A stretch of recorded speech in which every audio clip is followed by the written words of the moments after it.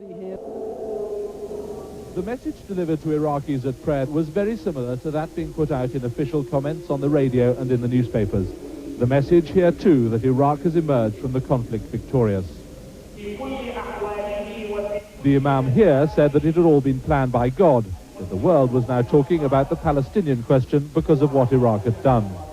But as those who left Baghdad during the 6 weeks of bombing return, the minds of many people here are concentrated on immediate practical questions, not the long-term political implications of the crisis. More shops are opening, but there's still no power and no piped water. The principal concern of many here now is how long it will take to restore the city's services. Like our country to be reinstructed again and to get back to where we started from. We want to live like other people live. Iraqis have still been given no word from their government about the number of casualties their forces sustained, and almost everyone here is now waiting for news of a relation or friend who was at the front. Edward Sturton, ITN, Baghdad. Iraqi desert. The road out of Kuwait to Basra. For many of the fleeing Iraqi soldiers, this was their last journey. Vehicles lie scattered and destroyed, with bodies along the roadside.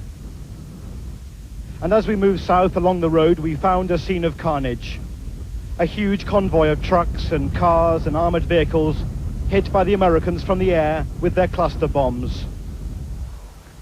It was quite literally a trap. A ridge to one side, a minefield to the other, and above, the bombers. The Allies have cleared many of the bodies from the cars and placed them in small groups to one side. And injured Iraqi soldiers were still being retrieved as we were at the scene.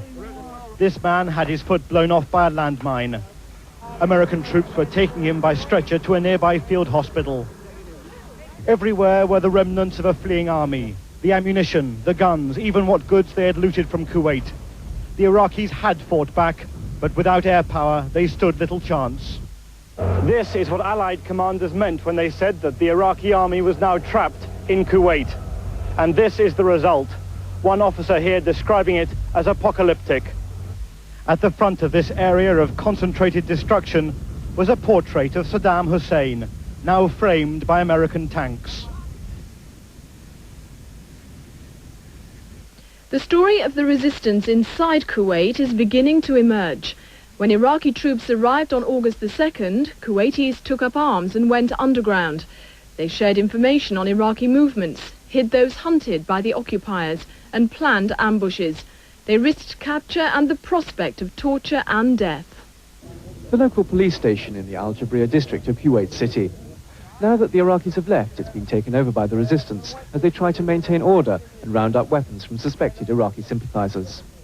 The Iraqis renamed this center Al-Hara, or Freedom Police Station. Locals say it was used to torture suspects.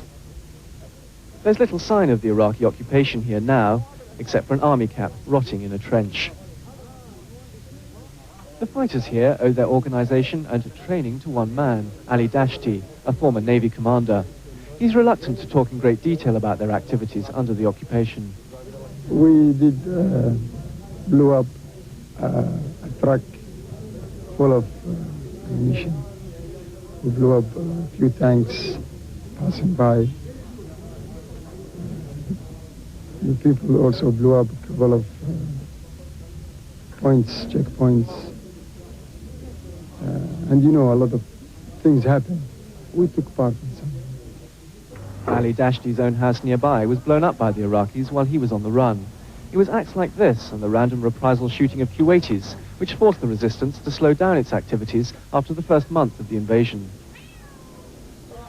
With the resistors now out in the open, many are coming to them for information about their families who are missing, taken away by the Iraqis. There is some good news here, though. These brothers are meeting for the first time in a year. One has been fighting with the US Marines. The other stayed behind. Kuwait's armed resistance is preparing to hand over power to the official authorities soon.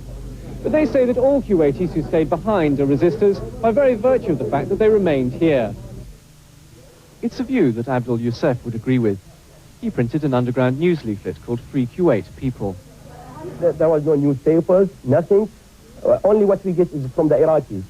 So this kind of thing was making people happier and give them confidence. And what risk did you run by doing this?